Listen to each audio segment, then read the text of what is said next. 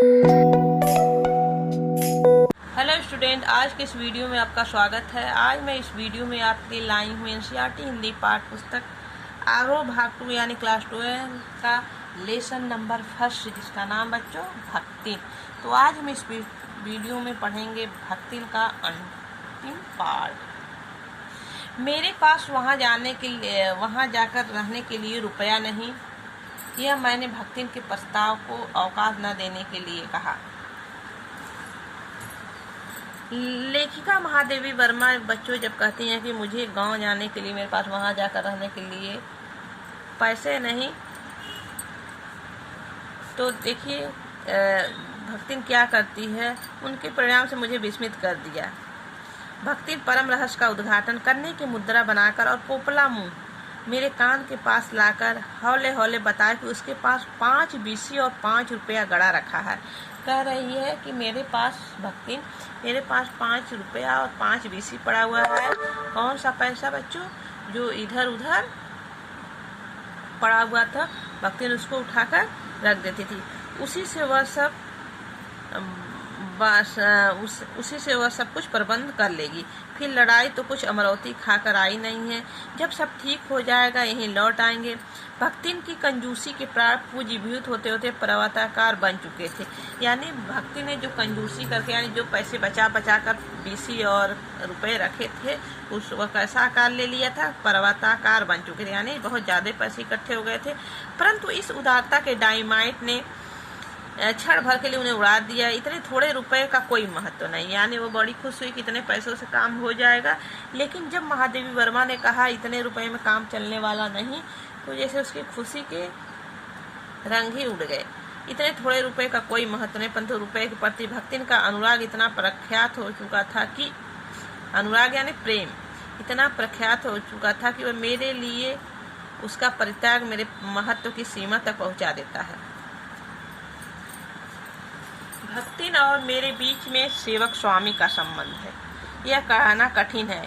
यानी मैं भक्ति की मालकिन है और भक्ति मेरी नौकरानी है, यह कहना बड़ा ही मुश्किल है, क्योंकि मैं भक्ति को अपने परिवार का, लेखिका कहती है कि मैं भक्ति को नौकरानी नहीं बल्कि उसको अपने परिवार का ही एक सदस्य मानती थी। क्योंकि ऐसा कहकर कोई स्वामी नहीं हो सकता जो इच्छा होने पर भी सेवक को अपनी सेवा से हटा न सके, और कोई ऐसा सेवक नहीं सुना गया जो स्वामी के चले जाने का आदेश पाकर अवज्ञा से हंस दे। यानी जो कोई ऐसा नौकर नहीं होगा जो मालिक जो कहता हुआ नहीं करता है। कोई ऐसी नौकरानी नहीं होगी जो मालिक कहता नहीं करता है, और कोई भी मालिक ऐसा नहीं है जो उसको हटा ना सके, अपने नौकर को हटाना चाहे तो हटा नहीं सके। लेकिन भक्ति और लेखिका के बीच ऐसा कुछ नहीं था। अगर भक्ति कुछ कहती थी हम नहीं करेंगे तो नहीं करेंगे, और मालकिन जो कहती थी उसको भी मना कर देती थी, और लेकिन भक्ति जो कहती थी उसको भी मालकिन मना नहीं कर सकती थी। भक्ति को नौकर करना उतना ही समझ जितना अपने घर में बारी बारी आने वाले अंधेरे उजाले और आंगन में फूलने वाले गुलाब को, आम को सेवक करना। वे जिस प्रकार एक अस्तित्व रखते थे जिसे सार्थकता देने के लिए हमें सुख दुख देते हैं, उसी प्रकार भक्ति का स्वतंत्र व्यक्तित्व, उसके विकास के परिचय के लिए मेरे पास जीवन को घेरे हुए हैं।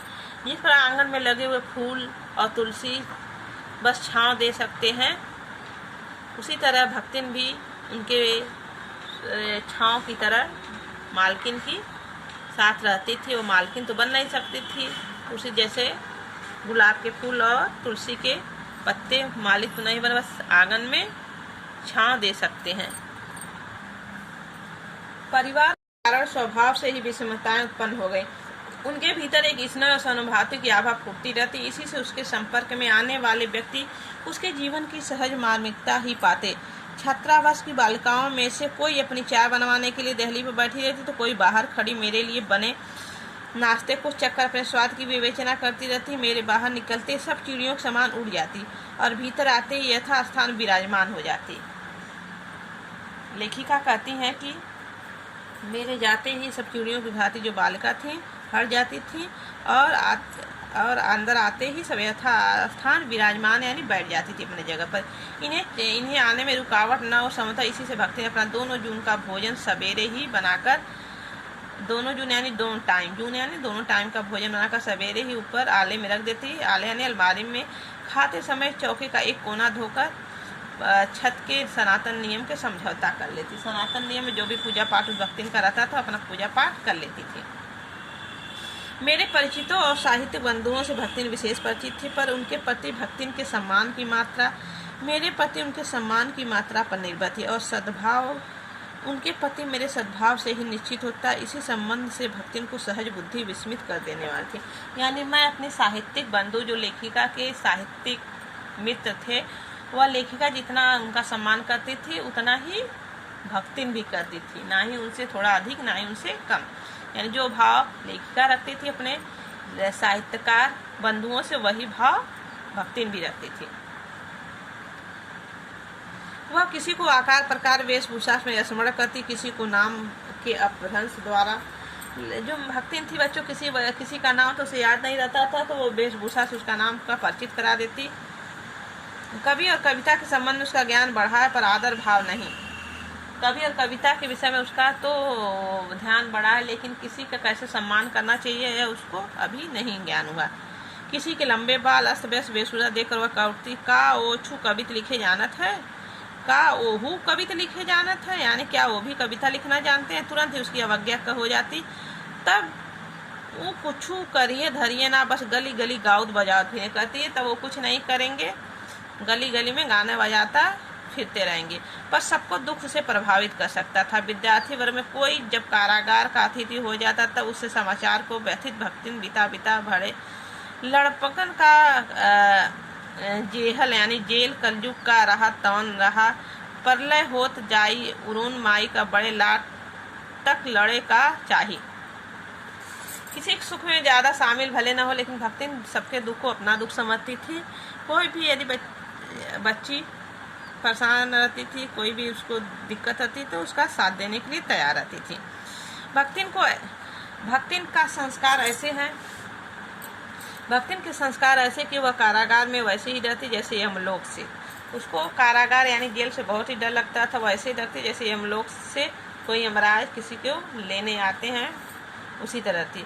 वह आंखें मूंद कर बेहोश हो जाना चाहती। उसी पर यह कमजोरी उसकी प्रसिद्धि पा चुकी थी कि लोग मेरे जेल जाने की संभावना बतावा का मुझे चिढ़ाते रहते हैं कि मैं डरती हूँ। वह डरती नहीं, यह कहना सत्य होगा, पर डर के अधिक महत्व मेरे साथ का ठहरता। चुपचाप मुझे पूछने लगती कि वह अपने को धोती साबुन से साफ कर ले, निजे वह लज्जित न होना, क्या क्या सामान बांध ले जिसे मुझे वहाँ किसी प्रकार की असुविधा न हो। भक्तिन जहाँ भी कहीं भी जाती, महादेवी रोमन लेखिका बच्चों जहाँ कहीं भी जाती उनकी सारी व्यवस्था भक्तिन कर देती थी। उनको क्या क्या सामान चाहिए, कैसे कैसे जाना, क्या क्या एकदम सब तैयार कर देती। कल्पना कितनी प्रसन्न नहीं होती जितनी उसे अपने साथ न जाने सकने की संभावना से अपमानित। भला ऐसा अंधेर हो सकता है जहाँ मालिक वहाँ नौकर मालिक को ले जाकर बंद कर देने में इतना अन्याय नहीं, पर नौकर को अकेले मुक्त छोड़ देने में पहाड़ के बराबर अन्याय है। ऐसा अन्याय होने पर भक्तिन को बड़े लाट तक लड़ना पड़ेगा। किसी की माई बड़े लाट तक नहीं लड़ी तो नहीं लड़ी, यानी नौकर को अकेले मुक्त छोड़ देने से पहाड़ के बराबर अन्याय है। ऐसा अन्याय होने पर भक्तिन को बड़े लंबे समय तक लड़ना पड़ेगा। किसी की माई यदि बड़े लाट तक नहीं लड़ी तो नहीं लड़ी, पर भक्तिन का तो बिना लड़े काम ही नहीं चल सकता। ऐसे प्रतिद्वंदियों की स्थिति कल्पना में भी दुर्लभ है, यानी भक्तिन और महादेवी वर्मा दोनों अलग रहे, ऐसा सोचना भी बड़ा दुर्लभ कठिन है। मैं प्राय सोचती हूँ कि जब ऐसा बुलावा आ पहुँचेगा, यानी जब मेरी ऐसी समय आ जाएगा कि बुलावा यानी मृत्यु आ जाएगा, जिसे न धोती साफ करना पड़े, धोती साफ करने का अवकाश मिलेगा और न सामान बांधने का, न भक्तिन को रोकने का अधिकार होगा, न मुझे रोकने का। तब चिर विदा के अंतिम क्षण में यदातिन वृद्धा क्या करेगी, मैं क्या करूँगी। कहती है जब महादेवी वर्मा की मृत्यु हो जाएगी तो मैं क्या करूँगी इस मृत्यु के बाद। इनके भक्तिन की कहानी अधूरी, पर उसे खोकर मैं इसे पूरा नहीं करना चाहती। भक्तिन कहती है बच्चों, महादेवी वर्मा की यदि मृत्यु हो जाएगी तो मैं उनको ये नहीं कि उनके बिना मेरी ये कहानी पूरी हो जाएगी, ये कहानी अधूरी ही रहेगी। तो आज का वीडियो बच्चों यहीं समाप्त हो रहा है। अब इसके नेक्स्ट वीडियो में हम प्रश्न उत्तर के साथ मिलेंगे। ओके, धन्यवाद।